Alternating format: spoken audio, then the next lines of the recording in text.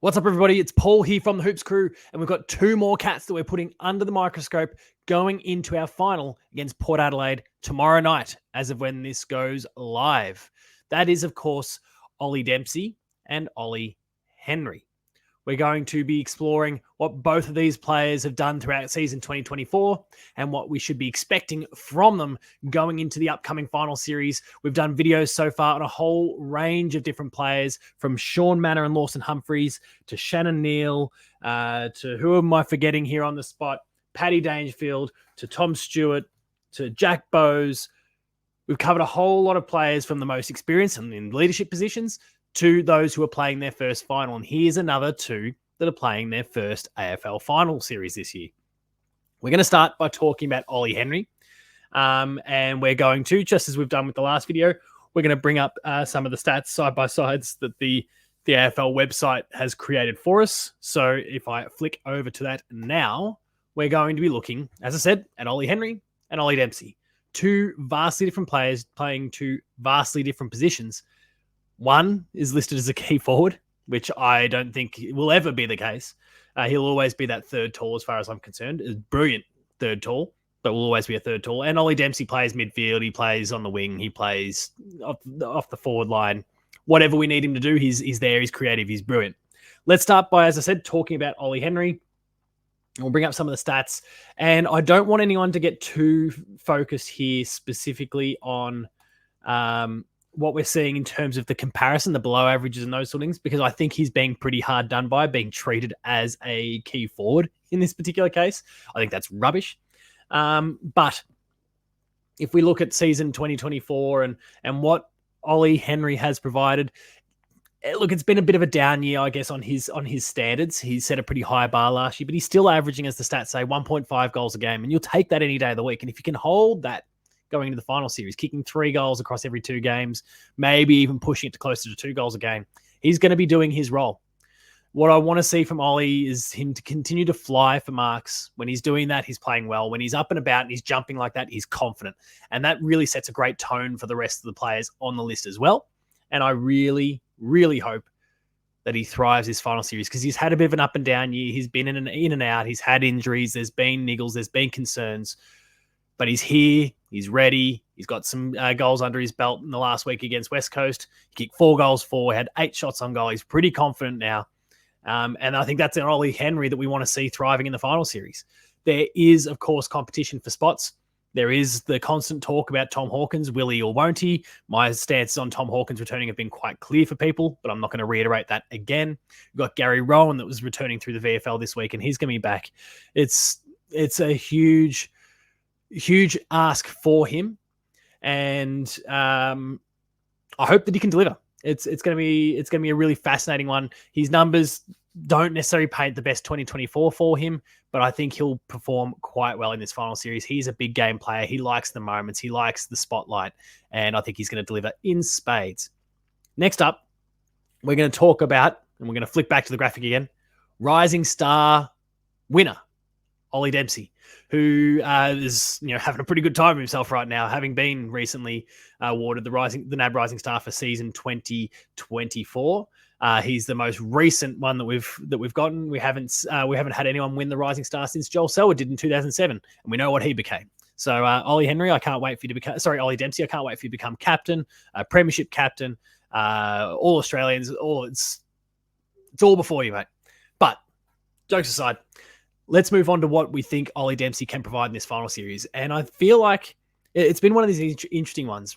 He referenced during his speech the lack of Harley Reid and Sam Darcy in the race for the Rising Star, and that made it potentially easier for him. It was an interesting one, though, because as those guys fell out, I feel like Ollie improved even further. And I don't mean his odds, and I don't mean the optics around him, but I feel like he stepped his game up another notch. Almost like, okay, I've got a sniff. I've got a chance to win this thing. I'm going for it. And he went for it. And now he's in the final series, and there's an opportunity, and he can go for it, and he should go for it. So I'm really excited for what an Ollie Dempsey, who's got something to chase, an accolade to chase, a goal to chase, a team goal to chase, what he can be like. Because he feels like the real sort of player with a that's, you got a carrot to dangle in front of him, and he'll just chase it and chase it and chase it. And I'm really optimistic that that's going to bode incredibly well for him. So the numbers, they all stack up pretty well. I mean, look, he's being measured as a midfielder. And, again, he kind of floats between the forward line and the midfield. So it skews the numbers a little bit. But he's kicking a goal a game. He's averaging 17, 18 disposals for a guy in his third year that started the season having played less than 10 games. It's really awesome.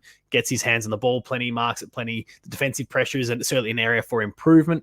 But he brings this creative spark through that forward line. And we've seen it with some exceptional goals over the course of the season. He brings a creativity and a spark and an energy and that few players do. And we've got some incredibly talented players. We've got Tyson Stengel on the list, who's incredibly creative, but there's an extra level of game sense that Ollie Dempsey seems to have that few players do.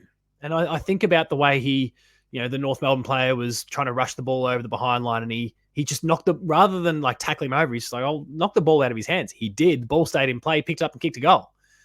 Some of the soccers out of the air throughout the course of the season. He's, at face value, if you just see the highlights, you go, oh, he's, miracle player. He flukes things. He's lucky, but he does it too often for that. And you can see the creative cogs turning in the brain. You see everything at work leading up to those shots on goal. And it's quite brilliant. And while the final series, and this applies to both Ollies here, while the final series gets more contested, it's more about contested possession, more about bash and crash. There's also opportunities for players with brilliance that both of these two have to really shine and thrive. We spoke about Ollie Henry flying for marks. Ollie Dempsey, it's that creative ball handling. It's that the way he smartly evades players, the way he draws players and creates space for others. It's those basketball senses that he's had. All the things that for years people have said about Scott Pendlebury, I can see here in Ollie Dempsey. He's got a real knack for it that few have. He seems to have infinite levels of time and just the poise and class to navigate a situation. It's been an absolute pleasure to watch Ollie Dempsey this year. Absolutely deserved the Rising Star medal, and he's got that, and that's in his pocket, and no one can ever take that away. And I'm really looking forward to seeing what he can provide going into this final series. Do not expect him to get 20 plus disposals every single match and kick 2 goals, but there's also a chance that he could do that.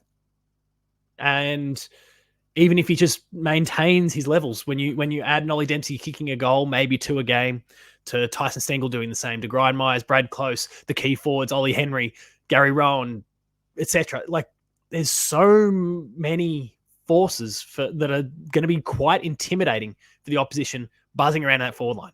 And I would not want to be a defender from Port Adelaide this week trying to curb that. It's going to be a real challenge, especially when they're without 2 of their absolute best mid to small defenders this week and for the rest of the season. It's going to be a real ask for them. I think it's the big challenge that Port Adelaide's facing going into this game is finding a way to deal with the likes of these two, as well as Tyson Stengel, as well as Grind Myers, as well as Brad Close, as well as Paddy Dangerfield if he floats forward. Like, all of these sorts of combinations and permutations that Geelong have been able to leverage over the course of the season, they're all going to be there, and I don't know how Port handles that. But who knows? There's a lot more questions to ask, and we're going to have some answers in about 24 hours from now. This video is going to go live in about 24 hours. The Cats will play the Power in the first final of season 2024 over in Adelaide, and hopefully we get the chocolates. Let me know what you're thinking. Visit us on the Patreon, where you can subscribe for a week and get free, full, exclusive access to all of the stuff that we have there, from exclusive contents to early access stuff as well. It's all there. And then stick around for a bit longer, pay the $5, $6 a month, and you'll get those same rewards delivered to your email inbox pretty much on the daily. We've got Patreon content coming daily these days. It's awesome. You can find me on socials, Paul James Games, the Hoops Crew. You can find there as well on socials. And until next time, remain Geelong strong. Go Cats. I'll see you later.